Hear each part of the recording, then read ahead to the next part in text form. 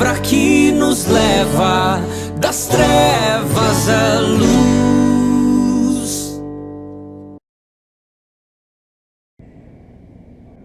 Graça e paz, meus irmãos. Nós começamos em janeiro uma série expositiva no livro da primeira carta de João, e nós aplicamos de forma presencial o capítulo 1 e quase concluímos o capítulo 2, mas nós vamos agora fazer alguns vídeos para poder trazer para os irmãos, aqueles que não estiveram na igreja nas quintas-feiras no culto de doutrina.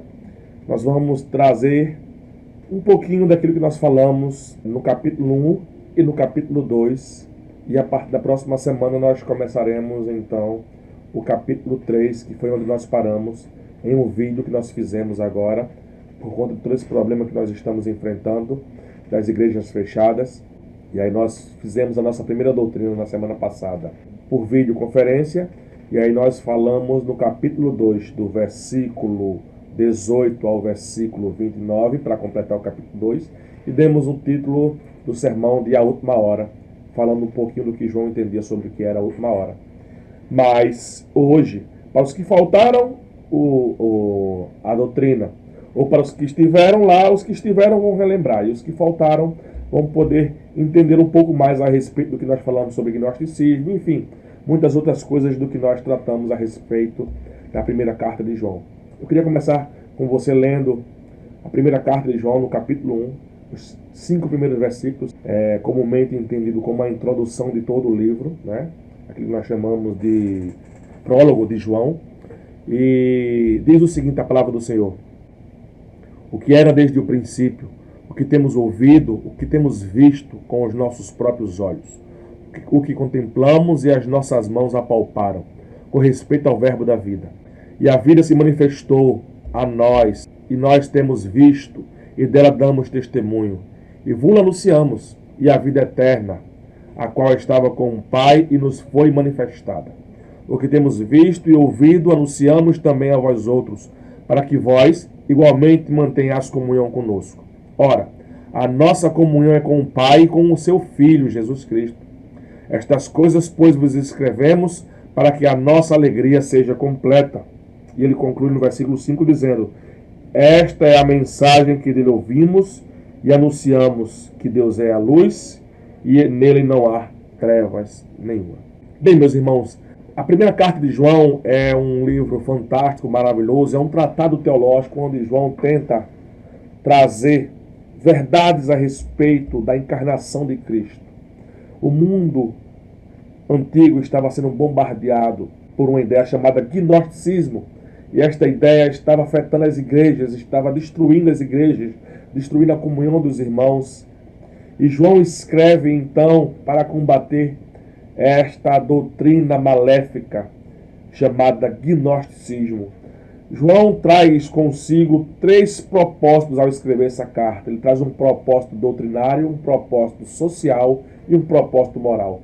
O propósito doutrinário era defender que Jesus Cristo realmente havia encarnado entre nós, que o verbo da vida, se fez carne e habitou entre nós. Essa era a grande defesa de João, trazer o entendimento aos irmãos, à igreja, que o verbo da vida estava dentro de nós. O segundo era um aspecto social. Ele trazia o entendimento de que o verdadeiro cristão deveria provar, então, que era um verdadeiro cristão a partir de ações de amor. Não só amor ao próximo, mas também de amor para com Deus. E ele vai trazer alguns conceitos e argumentos com relação a isso. Aquele que ama a Deus, aquele que é nascido de Deus, que tem comunhão com Deus, aquele que vive na luz, enfim, um conceito mostrando que havia uma completa ligação dos que viviam na luz, dos que amavam a Deus, em amar ao próximo, em fazer o bem, em cuidar dos mais necessitados. E por fim, ele vai trazer também uma defesa de um aspecto moral, em defesa à obediência aos mandamentos divinos. E ele vai resumir esses mandamentos em 2. Em um momento ele vai dizer que parece até ser um mandamento novo, mas não é. Então João vai dizer que existem 2 mandamentos principais: amar a Deus sobre todas as coisas e ao próximo como nós nos amamos. Falando um pouquinho sobre a carta, nós precisamos entender quem é João. João é o apóstolo mesmo, não é outro João. João é o apóstolo de Jesus, aquele mesmo que escreveu o Evangelho, e também praticamente tem quase que o mesmo propósito do que ele fez ao escrever o Evangelho. João, ele é primo de Jesus, porque a sua mãe, Salomé, ela é irmã de Maria. O seu pai é Zebedeu, pescador.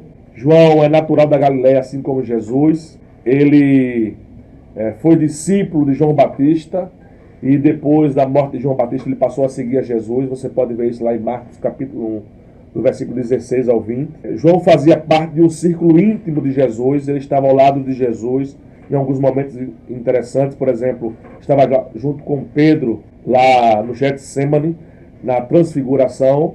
Ele estava presente na cura de Jesus na casa lá de Jairo. João era do vínculo mais próximo de Jesus e foi chamado por Jesus como o discípulo amado. Não abandonou Jesus em nenhum dos momentos. É o mesmo João que foi testemunha ocular da ressurreição de Jesus. Ele foi um dos primeiros a ver o túmulo vazio. João tinha uma grande importância também para a igreja em Jerusalém. Ele era um apóstolo reconhecido na igreja em Jerusalém. Você vai ver isso quando Paulo testifica sobre essas coisas lá em Gálatas capítulo 2, no versículo 6 ao versículo 10. E também João foi o único apóstolo que não morreu martirizado, mas não morreu pelo martírio que sofreu. João morre então exilado na ilha de Patmos por volta do ano 98 depois de Cristo, já no reinado do imperador Trajano de Roma. Este João, ele traz um conceito muito importante, por isso que é muito bom ler ele neste momento, porque a carta de João, ela não tem um endereço fixo, ela não é direcionada a uma igreja específica, assim como foi, por exemplo, a carta à igreja de Éfeso, ou como foi escrita a carta à igreja de Tessalônica, ou outras cartas, por exemplo, do próprio apóstolo Paulo, que tinha endereço específico. A carta de João ela é chamada de uma carta geral, ou uma carta circular, que foi escrita para todas as igrejas do primeiro século.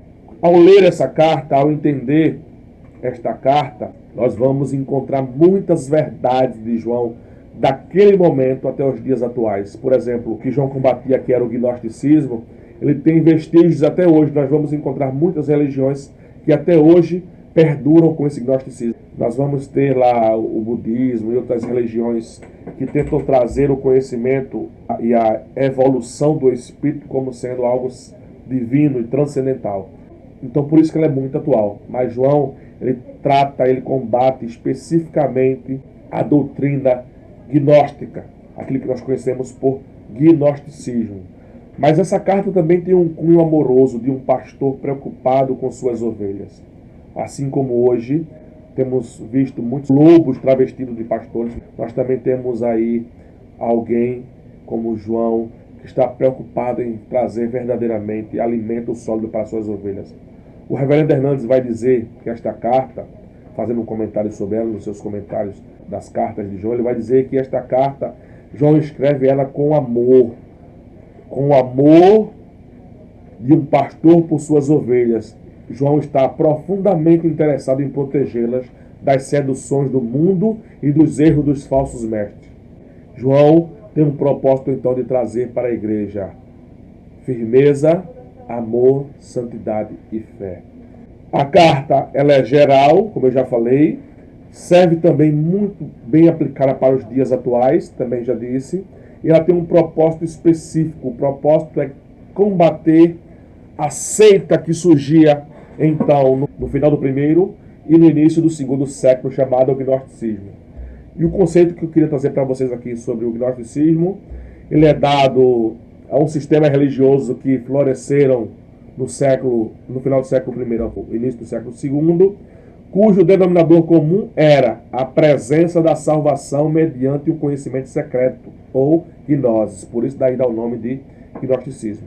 Era uma espécie de uma filosofia religiosa que tentava fazer uma junção entre a fé cristã e a filosofia grega. Então esse dualismo não deu muito certo, porque o gnosticismo foi erradicado da igreja, ou pelo menos aparentemente foi erradicado da igreja já no final do segundo século. O gnosticismo já não fazia mais parte, depois dos concílios, então dos dois primeiros concílios de Nicéia e Calcedônia, vai ser banido da igreja então, depois dos concílios. O teólogo chamado William Buckley traz em resumo uma síntese do que é gnosticismo, e eu queria trazer o conceito dele para os irmãos, porque fica mais fácil para a gente entender.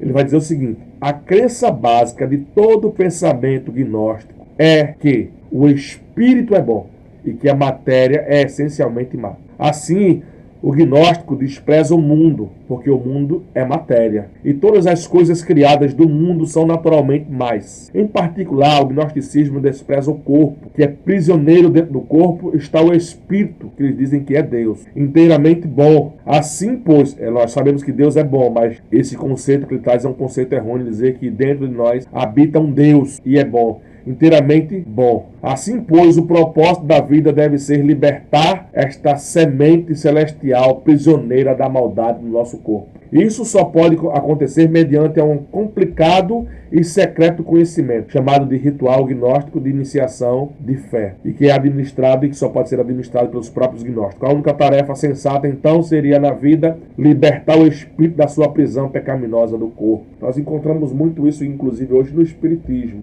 esse conceito gnóstico, por isso que nós dizemos que esses problemas são muito atuais. O gnosticismo ele não foi só uma praga para João, mas ele foi uma praga para todas as igrejas. Augusto Nicodemos vai dizer que Paulo também combateu o gnosticismo e Judas também o gnosticismo. Por exemplo, Paulo escreve as cartas de Colossenses, 1 e 2 Timóteo, Tito, para combater esse mal. João escreve a primeira, a segunda e a terceira carta e o Evangelho também para combater esse mal. E o próprio Judas também, que não foi o que traiu Jesus, escreve também a sua carta de um capítulo combatendo também este mal chamado gnosticismo, que só foi erradicado da igreja, como eu falei, no concílio de Nicéia e de Calcedônia, já no final do segundo século. Apresentando tudo isso, vamos embora ao texto para que nós possamos entender um pouco mais do que João estava falando, e eu acho que fica bem mais claro quando a gente entende exatamente todo esse conceito do que é gnóstico, e nós vamos trabalhar então aí os 5 primeiros versículos de forma sucinta, para que os irmãos possam entender exatamente o que João queria combater, porque estes 5 primeiros versículos é um resumo de todo o livro, nós chamamos da introdução da carta de 1 João. Jesus começa dizendo o seguinte: o que era desde o princípio. Jesus é o Cristo e ele estava com Deus desde o princípio. E ele é Deus. Assim como ele inicia o Evangelho, ele também inicia a carta. Lá no Evangelho ele vai dizer: no princípio era o Verbo era Deus e o Verbo estava com Deus. Na carta ele vai dizer o que era desde o princípio. O que era quem? Jesus Cristo. Então ele traz à luz a sua primeira defesa. Ele diz que Jesus é Deus. Essa é a declaração eminente de João. E ele não é um Deus comum. Ele não é um Deus só de espírito, ou de um espírito evoluído. Ele é o Deus encarnado, o Deus homem que habitou e esteve dentre nós. Ele completa esse argumento dizendo o seguinte: ele vai dizer o que temos ouvido, ou seja, o que ele ouviu de Jesus. O que temos visto com os nossos próprios olhos, ele viu Jesus. O que contemplamos, ele viu todos os milagres de Jesus. Inclusive, lá no seu Evangelho, ele vai dizer que todos os milagres de Jesus não caberia em nenhum livro do mundo. Então, ele contemplou tudo aquilo que ele estava falando. Não só contemplou, não só ouviu, nem só viu, mas ele também diz: as nossas mãos apalparam. Ele está trazendo luz a quando Jesus ressuscitou, esteve com os discípulos e que o próprio Tomé toca na mão de Jesus. É isso que ele está querendo falar. Não só vimos, mas nós sentimos. Era carne, era real. Mas não era uma carne comum, porque ele ultrapassou parede, ele sentiu fome. Então era uma carne que não estava limitada ao tempo e espaço, depois da sua ressurreição. Antes da sua ressurreição em sua vida, em corpo, aí sim Jesus teve suas limitações como homem. Então ele era o homem-Deus, ou, como eu gosto de chamar, de o Deus homem. Ele vai dizer também: as suas mãos apalparam. E quem era esta pessoa? A respeito de quem ele estava falando? O Verbo da vida. João dava testemunho com propriedade. Ele ouviu o próprio Cristo, ele viu com seus próprios olhos, ele o tocou. João afirma então: ele é real, ele é a palavra da vida. João vai também dizer lá no versículo 2 que esta palavra da vida, ela nos traz vida eterna. Ele vai dizer assim no versículo 2: e a vida se manifestou, e nós a temos visto, e dela damos testemunho, e vos anunciamos a vida eterna, a qual estava com o Pai e nos foi manifestada. João lembra a seus ouvintes do que já havia lhes pregado antes, ou seja, aquilo que ele já havia dito no Evangelho. João estava dizendo que Jesus havia sido anunciado como Cristo, a vida eterna, e a sua manifestação terrena foi verdadeira. E o que estava se pregando pelos falsos mestres ou supostos mestres gnósticos era mentira. E João vai dizer que esta mentira caracterizaria aquelas pessoas então como sendo filhas do diabo, ou filhos das trevas, ou os que viviam em trevas, ou os que não amavam seus irmãos, porque eles estavam trazendo mentiras para os seus irmãos. Então João tinha uma propriedade em dizer que Jesus, ele era a vida eterna. Ele vai dizer depois até no capítulo 2 que a vida eterna era esta. Quarto lugar, a mensagem de João era comum, era comunhão com os irmãos e com Deus. João vai dizer que não existe comunhão entre os irmãos se não tivermos em comunhão com Deus. Ou também não existe comunhão com Deus se nós não estivermos em comunhão com os nossos irmãos. Ele vai dizer assim, ó: o que temos visto e ouvido, anunciamos também a vós outros, para que vós igualmente mantenhais comunhão conosco. Ora, a nossa comunhão é com o Pai e com seu Filho Jesus Cristo. O que João está dizendo com isso então? João está dizendo que o seguinte, que aquele que não cria que Jesus Cristo era o Filho de Deus, não tinha comunhão com o seu Pai e também não tinha comunhão com ele, consequentemente não tinha comunhão com a igreja. Então a igreja que negava essa verdade, que Jesus Cristo era o Filho de Deus, não tinha comunhão nem com Deus, nem com o próprio João, nem com a igreja. A mensagem de Cristo nos une e ela não nos separa. Muitos estavam deixando as verdades ditas por Jesus e seus apóstolos para seguirem as falsas doutrinas gnósticas. Muitos estavam abandonando a fé cristã e deixando assim a comunhão com Cristo. O próprio João afirma isso lá no capítulo 2 do versículo 19. Ele vai dizer que essas pessoas estavam saindo de dentro da igreja, ou seja, estavam saindo da comunhão. Então ele diz, saíram do meio de nós porque não era um dos nossos. Se estivesse ainda no nosso meio, mostrava-se então que aquelas pessoas estavam tendo comunhão com a igreja e estavam tendo também comunhão com o próprio João, com as verdades de Jesus e com a igreja do Senhor. O que eu acho interessante, já próximo de concluir a introdução, João vai trazer um conceito interessante pelo qual ele estava escrevendo aquela carta. E é a primeira vez que ele vai usar isso, porque ele vai falar isso em vários momentos, quase que em todos os capítulos você vai ouvir ele falando isso, pelo menos uma vez por capítulo ou duas vezes por capítulo, esta frase, vos escrevo, ou filhinhos eu vos escrevo, exatamente com um conceito interessante. Ele vai trazer um conceito em que ele vai dizer que não existe felicidade sem Jesus Cristo. Ele vai dizer assim no versículo, estas coisas, pois, vos escrevemos, para que a nossa alegria seja completa. Ou seja, João traz um princípio fundamental em dizer que o propósito pelo qual ele estava escrevendo aquela carta era para trazer felicidade para a igreja, para que a igreja experimentasse a felicidade completa. Então, para João, a felicidade completa estava em estar em Cristo. De outra forma, aqueles que não estão em Cristo não têm felicidade completa. Irmãos, e é muito apropriado isso, e eu posso trazer também uma aplicação exatamente para os nossos dias, porque hoje estamos vivendo momentos de tristeza, de pavor, de agonia. Estamos enclausulados em quarentena em nossas casas. Muitos começam a entrar em parafusos, em depressão, ou buscar felicidades, alegrias em qualquer outra coisa que não seja Cristo. Mas o que é importante e interessante é que parece que no meio de todas essas coisas, nós temos vivido ou temos revivido algumas coisas importantes. Nunca se buscou tanto a Deus como temos visto nesses últimos dias. Nunca estivemos tão próximos da família como estamos nesses últimos dias. Nunca temos nos sentido tão felizes, pelo menos eu falo isso com respeito à igreja do Senhor, como estamos vivendo esses últimos dias. Fazendo um link disso para o que João está dizendo, ele está dizendo o seguinte, olha, quando você conhece a Cristo, quando você está com Cristo, Quando você reconhece quem Cristo é, a sua alegria é completa. E nesses momentos de caos, nós estamos nos aproximando mais de Deus. Temos buscado avivamento, temos buscado ler a palavra, temos feito cultos domésticos, temos unido a família para conversar no quintal, temos lido a palavra de Deus. Então estamos próximos de Deus, estamos conhecendo a Deus mais e mais. Estamos nos aproximando de Deus, estamos criando um relacionamento melhor com Deus. Estamos vivendo, por incrível que pareça, dentro das nossas casas enclausulados, momentos felizes. Por quê? Porque estamos próximos de Cristo. E que João vai dizer que não existe felicidade sem Cristo. E ele escreveu isso para que as pessoas pudessem entender essa verdade. Que a alegria do ser humano só seria completa se ele estivesse em Cristo. E para que ele estivesse em Cristo, ele teria que reconhecer que Jesus Cristo era Deus e que ele havia vindo em carne e que ele era real, que não era algo de fantasias gnósticas, de falsos mestres que estavam trazendo este conhecimento. Não é interessante?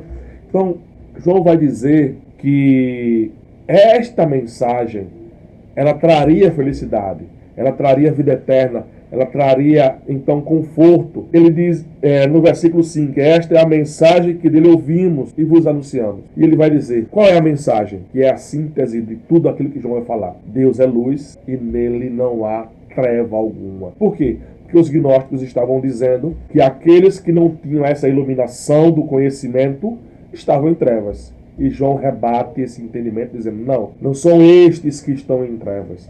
Quem está em trevas são os falsos mestres que estão negando a Cristo. Se julgam ser felizes e superiores a todos, mas na realidade não são. São pobres, miseráveis, pecadores, filhos do diabo e que não conhecem a verdadeira felicidade. Então a mensagem principal de João, ele concretiza no versículo 5 para dizer que Jesus e que Deus, no caso a união entre Jesus e Deus, e depois ele vai tratar mais na frente, lá no capítulo 2, sobre o Espírito Santo. Mas essa triunião, essa trindade, era quem trazia a verdadeira felicidade para todos. Então, João conclui este resumo dizendo que a mensagem que ele traria era essa. Deus é luz e nele não há trevas alguma. Irmãos, Deus tem o controle sobre tudo e todos. Eu sei que às vezes é difícil de entender isso aí, mas Deus tem o controle sobre tudo e sobre todos. Deus está controlando a história. Deus tem se revelado todos os dias como o Senhor da história. Deus tem o controle sobre tudo. E João diz que aquele que quer ser feliz, aquele que quer ter a felicidade completa, deve reconhecer que Jesus Cristo é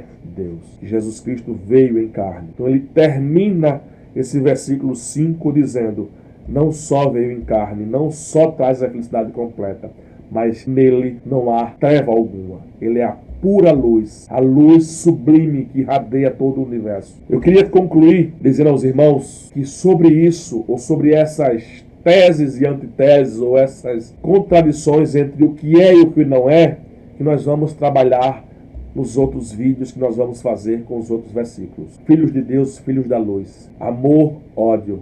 Verdade, mentira. Filhos de Deus, filhos do diabo. Luz e trevas. Nós vamos trazer esse contraste nos outros textos mais para frente. Mas eu queria concluir com a palavra de ânimo para os irmãos e dizer que nossa motivação não depende de estarmos na rua, não depende do que haveremos de fazer amanhã, quando tudo isso acabar, não depende do que haveremos de vestir, do que haveremos de viver, não depende também tampouco de estarmos no templo. Nós estamos hoje juntos de forma espiritual, estamos mais em comunhão do que outros. E eu queria aconselhar os irmãos no grupo que nós formamos na igreja, não saia do grupo, mantenha-se no grupo, leia o que os nossos irmãos estão colocando. Isso é uma grande prova também de comunhão, porque assim como nós fizemos esse grupo com o propósito de fortalecer os irmãos, de manter esses irmãos em comunhão e trazer mensagens da palavra de Deus para confortar esses momentos, assim também foi a carta que João escreveu com estes propósitos, com o propósito de mostrar um amor social e também um amor a Deus, mostrar o propósito moral de guardar os seus mandamentos e as suas verdades, e um propósito doutrinário de defender que Jesus era Deus. Que essa seja então a nossa motivação. Não podemos abandonar as verdades de Deus pelas mentiras do diabo. Não podemos abandonar a comunhão com nossos irmãos e com Cristo para nos aliarmos ao diabo e aos seus filhos. Não podemos desprezar a verdadeira felicidade com Cristo para nos afundar em uma falsa felicidade que nos leva a uma condenação eterna. Busque a Deus, viva com Deus, fique com Deus. Ele trará verdades maravilhosas ao seu coração nessa série que nós estaremos trazendo a respeito da verdadeira vida cristã, os propósitos pelos quais devemos viver juntos em comunhão com Cristo para todo sempre. Que o Senhor nos abençoe, que o Senhor nos ajude, que o Senhor nos dê força para passarmos por esses momentos e que a nossa fé não seja abalada, pelo contrário, seja fortalecida. É hora de refletirmos que temos amado mais a Deus do que ao mundo, que temos amado mais ao nosso próximo do que feito mal ao nosso próximo. Que o Senhor nos ajude e nos abençoe.